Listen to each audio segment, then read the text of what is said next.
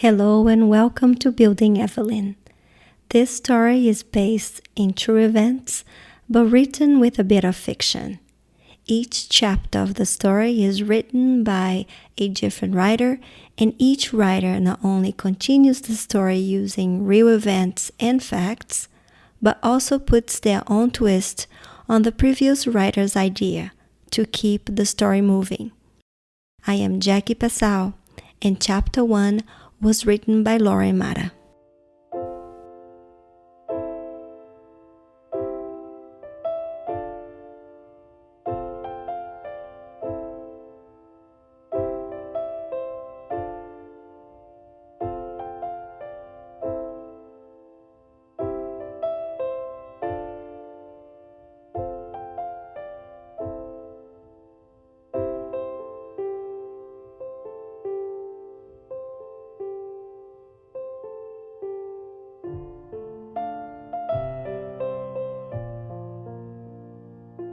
Though it was long ago, she remembered vividly. A severe thunderstorm had been predicted that night. Angry gray clouds loomed on the horizon as the sky began to darken. The kind of thick clouds that were sure to be bursting with lightning. She sat at the kitchen table, listening to her mother bustling around the house as she covered all the mirrors in preparation for the storm.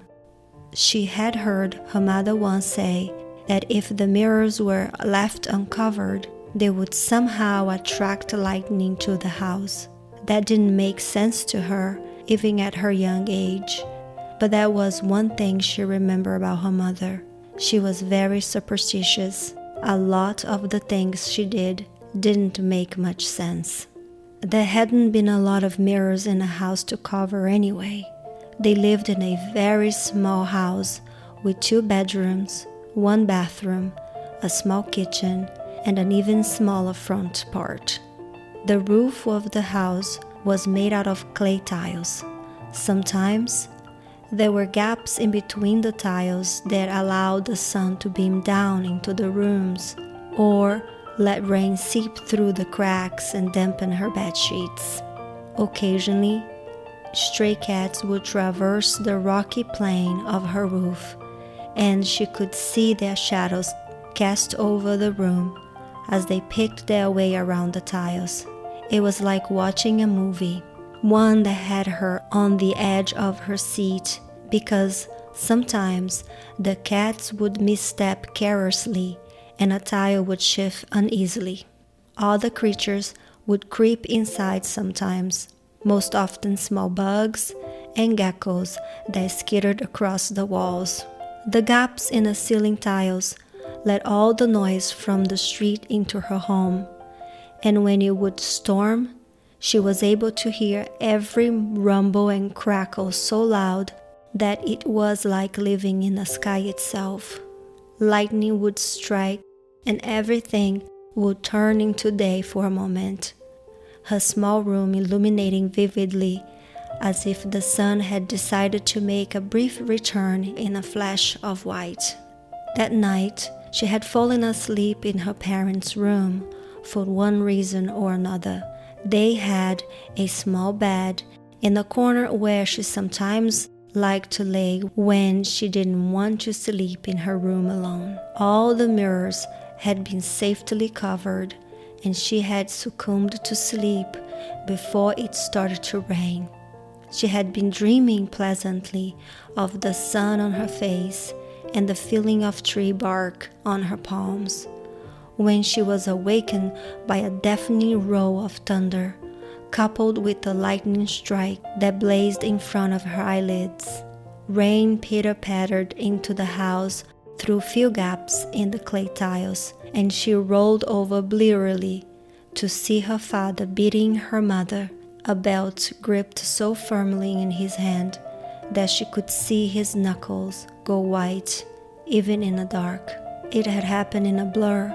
Her brain scrambled to understand what she was seeing, only capturing snapshots of what unfolded before her.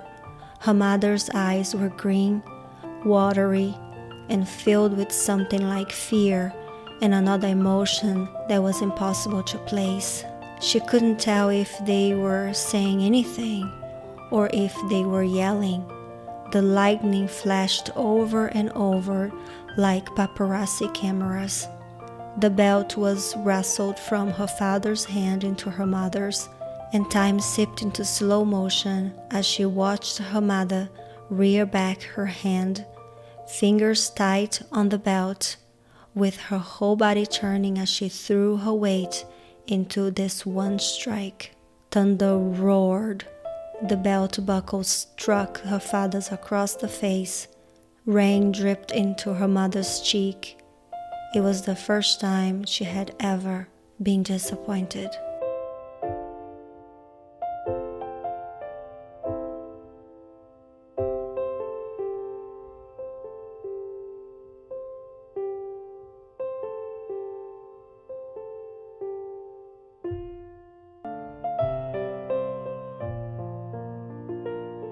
Her family was very large.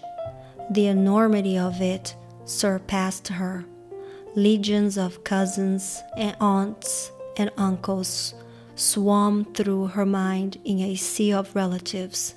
It was to the point where she wasn't sure who was family or not, so she would begin to treat everyone she knew as someone related to her in some way. The numbers evaded her, but she most often heard there were 17 siblings on each side of her parents' family. 34 aunts and uncles floated through her house all throughout her life, vanishing and reappearing like apparitions. The constant stream of people was normal, but it always felt like there was someone she hadn't met yet, someone that was attached to her in some way, but she would never know. There was one aunt on her dad's side that was a more sturdy presence than all the other extended relatives that waved through her life. She was most often mistaken for her mother, since they looked so much alike. You could see it in the slope of their noses, the curves of their faces, the brightness of their eyes, and sometimes she wondered if she was actually the daughter of her aunt rather than the daughter of her mother. The thought came to her when she looked in the mirror and saw the face of her aunt. Little inklings scattered across her features like quaint reminders of a family's suspicion. The aunt worked at a bank. It was gilded and shiny. Air conditioning hit you like bricks when you stepped through the door. The attendants were equally as gilded and shiny, their hair pulled back in tight buns and ponytails, eyes wickedly lined with razor-sharp eyeliner, and faces with bored expressions until customers forced them to bring smiles onto their faces.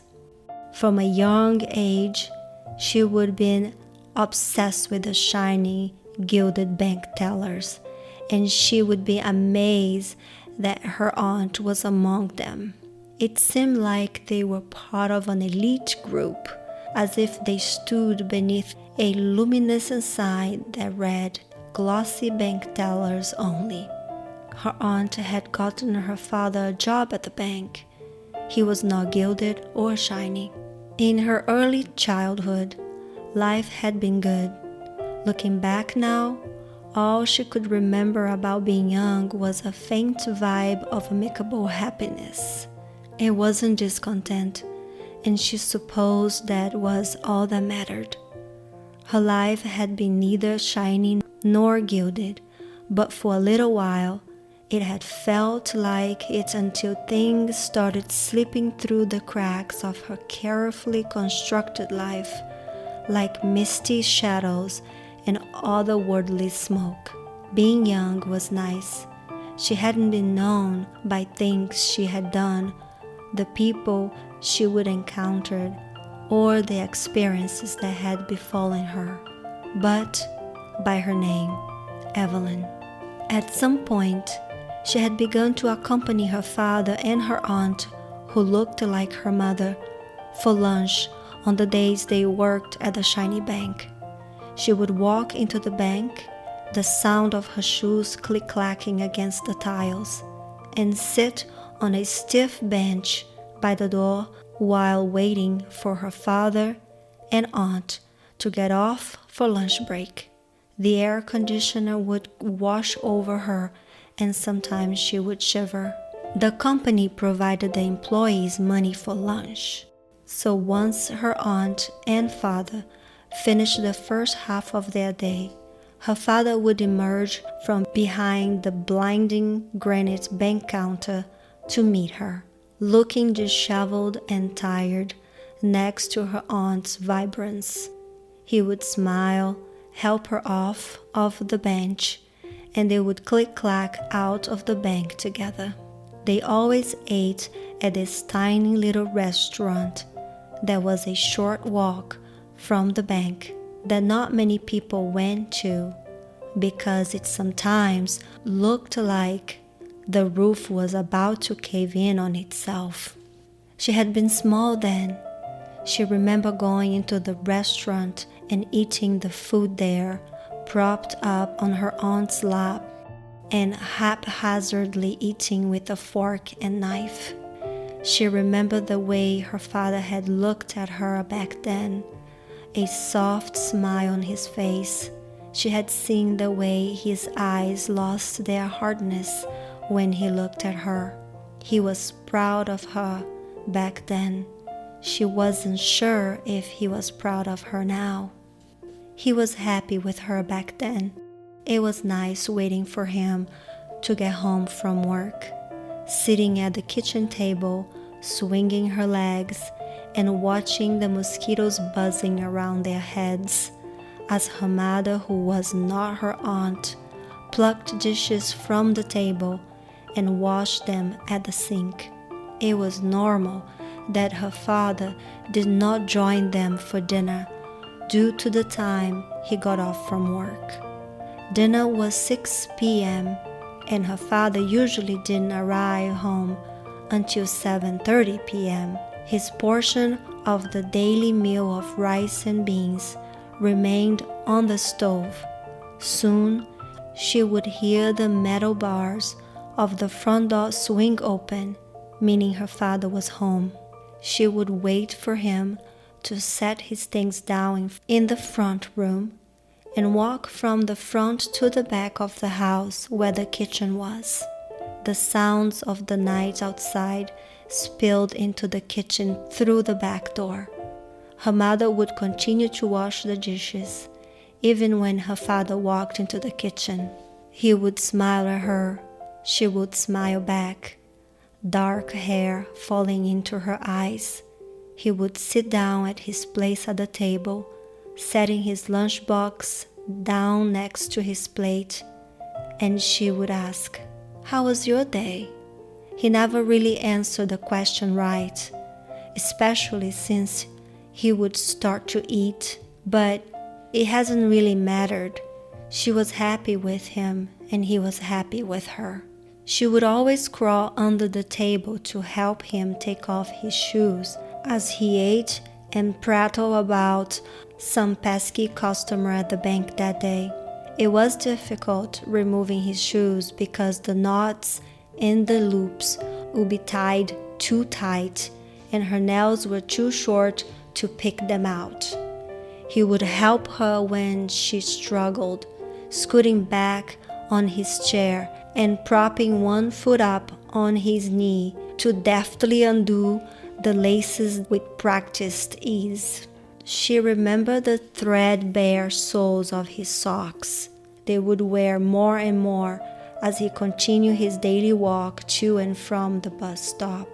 She would drag herself out from under the table with her father's heavy shoes in hand, which was an ordeal.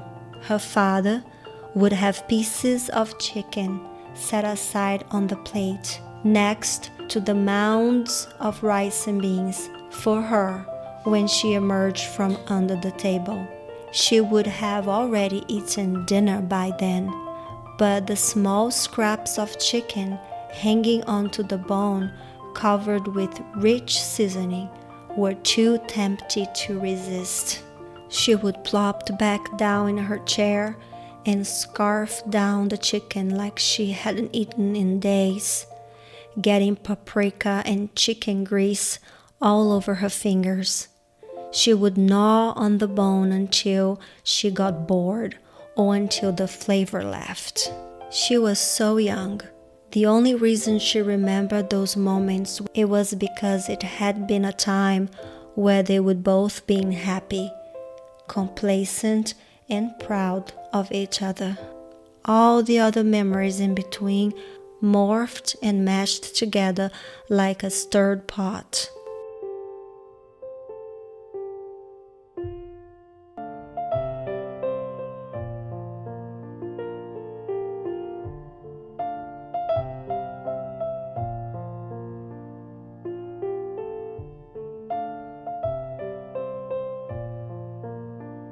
Around Christmas time, the bank had a party for its employees and customers. The gleaming tile floors of the bank shone even brighter with all the tiny white Christmas lights strung all over. The tree they had was massive. The star on the top brushed the high ceilings. It was a real tree, although no one really knew how one could purchase a real Christmas tree in Brazil. The smell of the pine was so strong that it would be on her clothes for hours afterwards. The tree would always be decadently laden with ornaments and baubles, and its sheer size was intimidating. Santa would sit at the base of the tree, looking hot and round in his red suit and foamy white beard. When her aunt would lead her to sit on his lap, she was able to see the beads of sweat on his tanned face. It had been magical. It hadn't seemed real. Santa gave her a small purple box with the glittery gold bowl, and she had almost dropped it, not sure if what was happening was even real. She dreamed every day of Christmas time. She wanted to get gifts from the sweaty but charming Santa. They would go to the playground afterwards, her aunt, and her father. She had frolicked around the playground, showing everyone her special box if they would let her. She didn't even particularly want to open it. The feeling of having something so solid and hers in her hands felt so much more important. At some point, she had set the box down in the rocks to go down the slide. She had clambered up the metal stairs and launched onto the slide. The friction of sliding downwards sent static through her hair and onto her clothes. When she tumbled off the slide, her box was gone.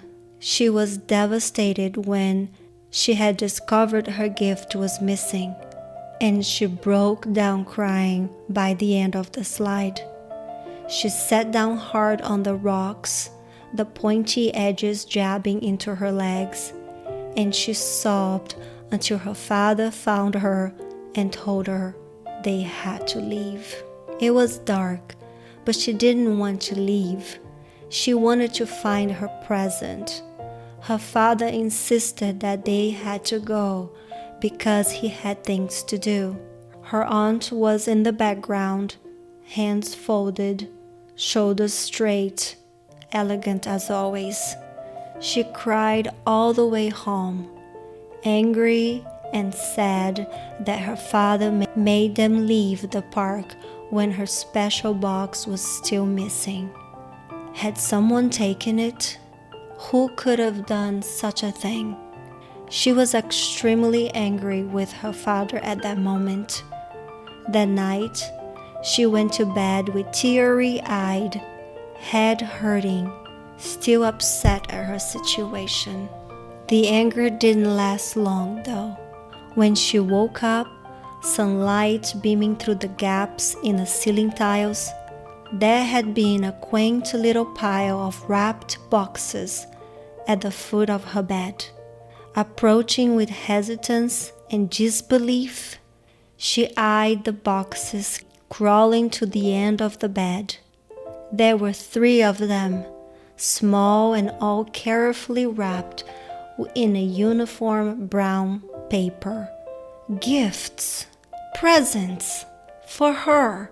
It was so exciting, even more magical than the bank's Christmas party, even without the twinkling lights and the smiley Santa. So little had pleased her then. It was easy to be pleased when you didn't have much, and she never had much as a kid. Simple things like 3 small toys at Christmas time, or the pieces of chicken her father left for her at dinner, or the feeling of the sun on her face when she went outside made her ridiculously pleased when she was young. She wasn't sure if that was the case anymore. Another one of the simple pleasures of being small was the trips she took to the grocery store with her father. The grocery store was several blocks away and wasn't very big. Flies flew around the produce, having come in from the open doors and windows, and sometimes the lines for the cashiers were very, very long. When they would go on quick runs to the grocery store, her father would grab a basket for the few items he wanted to purchase, and she would be able to fit in the basket. Her father sometimes placed a few fruits and vegetables inside the basket with her, as if she was part of the groceries, which made her giggle. It was sort of like flying until her father laughed, told her his arms was tired, and set the basket on the ground for her to get out. He would take her to school too. They would walk down the sidewalk together, the sun at their backs, shiny motorcycles zipping by on the street. She had a uniform, as did all the students in Brazil. It was yellow overalls with a white button-down shirt with a rounded collar. Her black shoes were also part of the uniform, but they were in considerably worse condition than the rest of her uniform, all scuffed from all her running around. When they arrived at the school, he would wait at the wrought iron gate until she went inside the building. Sometimes she would turn around and wave enthusiastically at him, walking backwards and beaming as if it was her first day of school. He would always wave back. Either way, school had been okay. It was a private school. All the teachers were nice and smart, and the school grounds were vast and expansive. There was plenty of space to run around and explore, and she would often find herself plopped down in the dirt in a patch of trees, getting dust all over the knees of her overalls. It had been fun to sit in the grass and gaze up at the trees. The leaves were mesmerizing with all their rustling and dancing in the wind, and seeing patches of blue sky and fluffy clouds had been so entertaining to her then. The world seemed so incredibly big back then, but maybe that was only because she was so small. Lunchtime had been the best time in school. She would spend all day anticipating lunch, her legs swinging and her fingers drumming away on her desk. The closer it would get to lunchtime, the less she would pay attention in class. She eagerly awaited the break while daydreaming and looking out the window. She had a black lunchbox that looked like a miniature version of her father's lunchbox, the only exception being that her lunchbox had a small compartment for her juice. Her mother made orange juice from scratch. They didn't have enough money to buy the store-bought juice like some of the other kids in her class did. But back then, that hadn't mattered to her. Every day, her mother would fill a small glass with a screw-on lid with juice from a well-used pitcher. Then she would tuck it snugly in that small compartment in her lunchbox. The styrofoam insulation in the lunchbox would retain the smell of the juice even when there was nothing inside, recalling a memory of a sharp sweetness that never really went away. The juice had been one of her many small pleasures. It always made her happy to taste the slightly watered down, slightly over-sweetened orange juice every day. It always made her happy to catch the scent of the orange juice trapped in her lunchbox. Sometimes she wondered when those simple pleasures would stop being enough. It had been a simple pleasure to wait in the sun after school was over for one of her relatives to come and pick her up, sweat clinging to her lower back under her shirt. Now, all the simple pleasures were just that, simple. They didn't seem to be enough anymore. She remembered thinking that her dad was her favorite out of her parents. She remembered a time when they had been happy with each other, before he ever disappointed her and before she ever disappointed him. Her mother was different though. Looking back, she could only vaguely remember bits and pieces about life with her mother when she was young, back before everything started spiraling out of their control. And from what she could recollect, that had been nice too.